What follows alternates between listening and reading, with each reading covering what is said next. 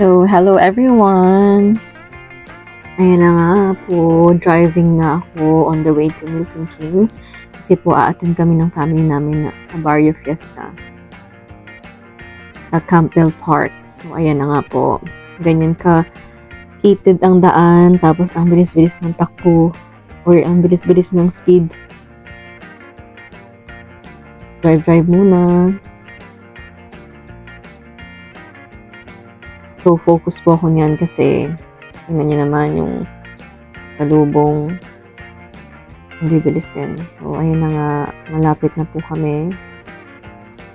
Milton Keynes. Tawag po dito sa dinadaanan namin ay countryside. So, ayan. Makikita niyo, seryoso. Pero, syempre, may pag-peace. Pansin ko kasi parang itinutok nung asawa ko yung camera sa akin. So, kailangan natin ng peace sign. So, as you can see, ang ganda-ganda ng countryside dito sa UK. Nakaka-relax talaga siyang daanan. Ayan. Pati yung langit, napaka-aliwalas. So, sakto yung punta namin. Ginaganap kasi ang Barrio Fiesta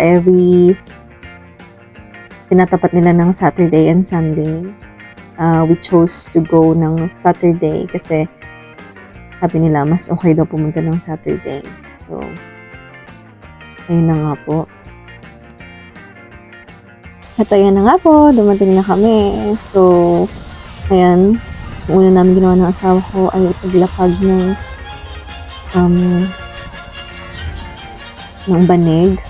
Tapos after that, ayan, nagsimula na po kami ng asawa kong magmuni-muni. Simulan po namin tumingin ng mga pagkain. Ibaon naman kaming pagkain, pero syempre, chismis tayo sa mga kung anong meron. Kaya na nga po, una namin nakita yung Lil Ben Coffee Appreciation.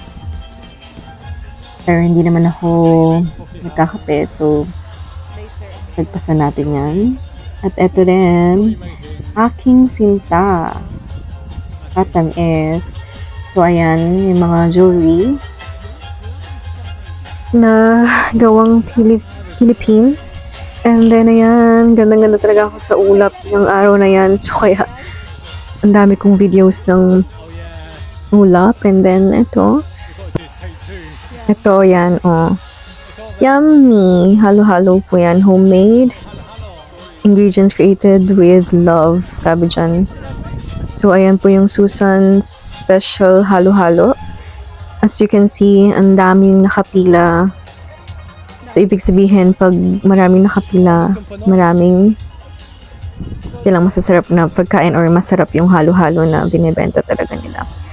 Eh, super init din naman sa yung araw na yan. So, kaya talagang patok na patok sa madlang people. And then, next naming tiningnan itong Ocho Busog, lutong Pinoy. Diyan po kami tumingin-tingin. Sa pork sisig. May isang full pa tayo. Kosikado. Igado.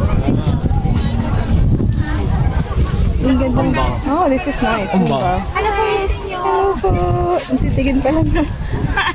Hello po. Nag-video. Awa. Ang vlog po. Sige na. Magkano po ang Support niyo po ang Otsibusog. Nakita ko po siya sa Facebook. Yes, yes. Pinoy. Mura po, masarap. Magkano po sa pork sisig? Pork sisig, ang take-away pork sisig sa 8 pounds po. Pero yung combo namin, dalawang ulam na po yun isang rice, 12 pounds. Barbecue namin 2 pounds lang. 2 pound Yes. Ano yung barbecue?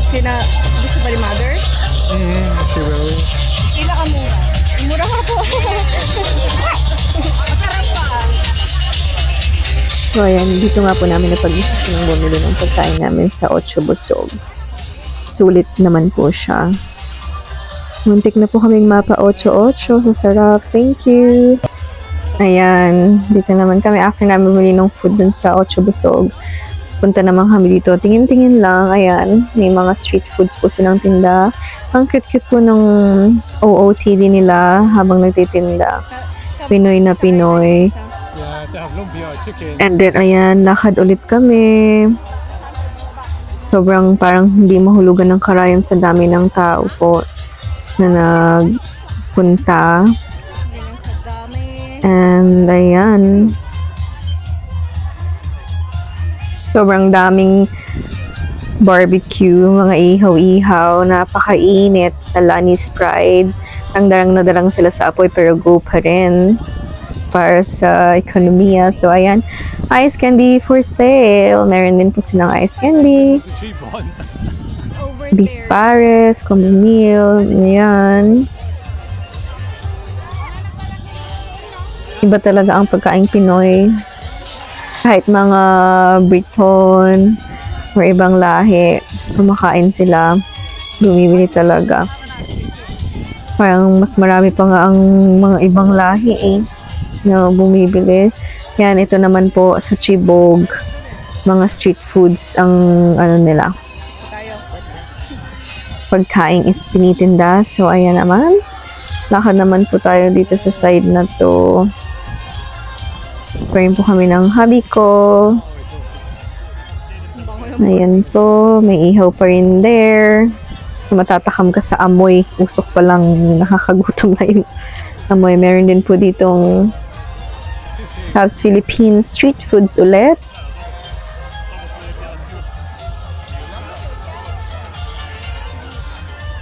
Oh, 50.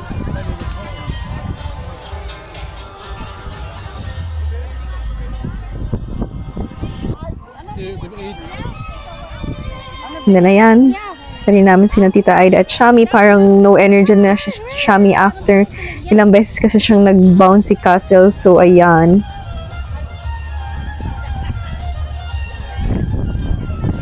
Lakad-lakad ulit. Tingin-tingin. 1 to 14 dishes. A lot. You for this? It's pitchy. Ah, it's nice yun. Oh yeah. Yummy yun. What do you call that? I forgot yung ingredients niya. This one then. 7 up please. That's pichi-pichi. Dami. It's hard to choose. Kaya next sipat naman tayo dito sa Papa Cooks. So, and kahalibot namin yung asawa ko. Nakita namin si Kuya Carlos. Ayan. Sino po kasama niya? Konti, konting kwentuhan. Yan, follow niyo po siya sa Facebook niya. Sa Instagram, ang pangalan po niya ay CPB, Prostate Cancer Survivor. Napakabait po niya. Yeah. Kuya Fred. Yung wife niya. Wife is nakikinig British. sa Filipino. Yeah, British. Yeah, but she's not here. She said she is working. It's only I think the daughter. I didn't see the son. So yeah, I took already a picture. Yeah. Kasi So, ayan, after nga po namin magkwentuhan ni Kuya Carlos, lipat naman po ulit kami sa ibang stall. Ayan, meron silang empanada, desserts, ube, cappuccino yata yun. And then, meron din po dun sa side ng chicken. And ayan, nakita ulit ng si Aida. Ano beb sa'yo? So, ayan, like ko dito Aida, pipicturean ko sila nung vlogger, Mag-excuse si Kuya Fredo. Marami na nagpa-picture sa kanya. So, second pa-picture ko na yata to. Yung una kasama ko yung asawa ko, tapos Tita Aida naman next. Kami pa rin ng asawa ko. And then, susunod ulit yung iba. Ayan, napaka-approachable po ni Kuya Fredo. Yan, follow niyo po yung vlog niya. Kuya Fredo po yung pangalan niya sa Facebook. And sa YouTube po ay Kuya Fredo Vlog. Yan, kasama yung kanyang little girl. Yan, so after nga po namin magpa-picture kay Kuya Fredo, nagutom na po kami. So, bumalik na po kami sa aming picnic mat. And then, ayan, kaway-kaway ang aking asawa. Seryoso na po si Shami. And then, yung mga friends ko, nagkumaway na rin po. And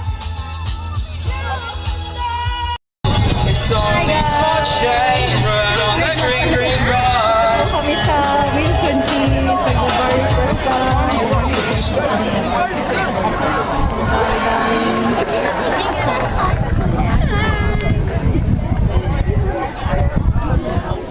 Parang di na.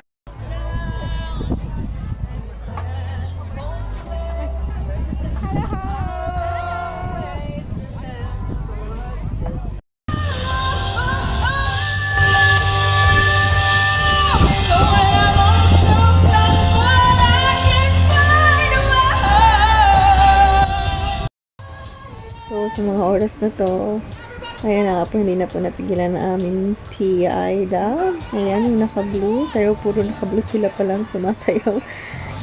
Para silang naka-uniform. So, may performance level talaga. Ayan. Todo sayaw na po ang Tita Aida namin.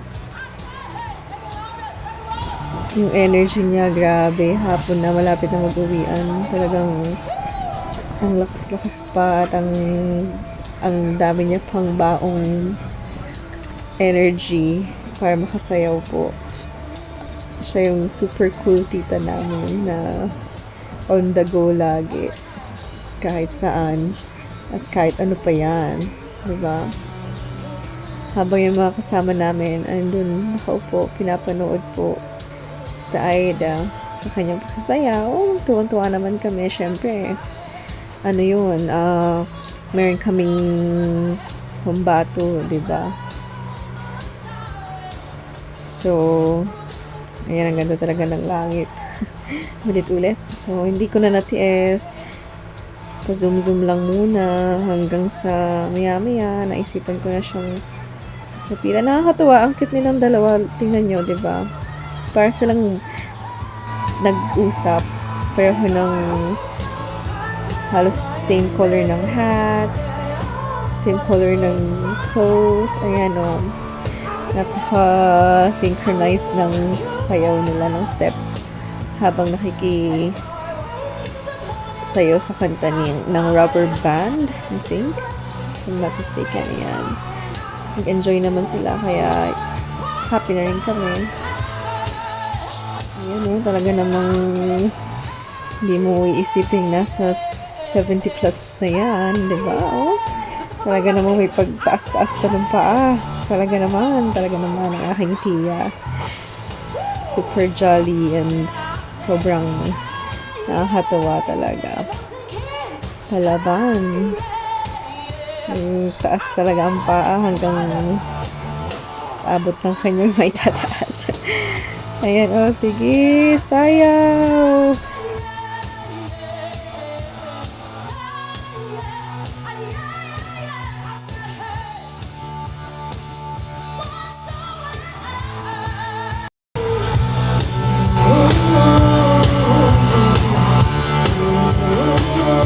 Pero ang highlight talaga po ng event ngayon yung napakagaling na singer na yan na buntis pa siya ha.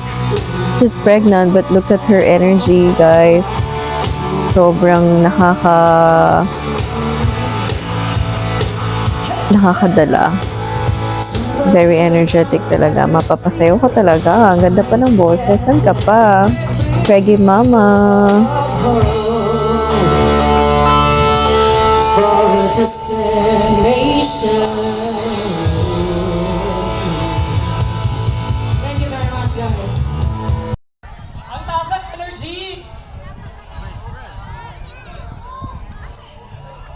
Okay, let's give it up one more time for Rubber Band. All right, gather together, please, guys. Ayan, sa mga oras na yan po, hindi ko na na-video ng buo yung kanta ulit ng Rubber Band kasi nagyaya na po sila umuwi. So, ayan na, guys. Driving again. Heading home. Ito na yung, alam mo yung ang init-init. Kasi walang tinsyong sasakyan namin. So, init-init. Ang best makaitim ng init dito sa UK. So, pero no choice. Kailangan mag-drive para makauwi. Yan. Countryside ulit. Puro greenery ang makikita. Nakaka-relax siya in fairness when drive ka dito. Nakaka-relax. Parang super fresh air pa rin dito sa country na to. So, ayan. Drive pa rin po. Simula nung first year ko dito sa UK, Philippine driver's license pa rin po yung gamit ko. So, yung kaba ko, abot-abot sa talampakan. Ulo hanggang talampakan. Pero yung nagkaroon ako ng UK driver's license, na lesson na, parang hindi na ako masyadong natitense mag-drive. Pero sa Philippines, grabe. Super reckless driver po ako doon. Nakaya ko pang pagtripan yung mga kabarkada ko. Kasi gamay ko na yung kalsada dito kasi medyo iba-iba ang rule sa UK. Babait ka talagang mag-drive. Anyway, ayan. Ayan naman po asawa ko. Pasimpleng kuha na naman pero seryoso na sa pagod. Pagod ako ng araw na yan kasi ang init. Sa drive ka, tapos ang init pa rin pag uwi. Parang exhausted na. But anyway, nag-enjoy po talaga kami sa Barrio Fiesta. Naka-attend na kami last time, parang 2 years ago, but parang mas okay ngayon. Ayan. Panoorin nyo lang ang aming lugar natin na drive. Relaxing talaga. Okay, hanggang sa muli guys. Thank you for watching. God bless.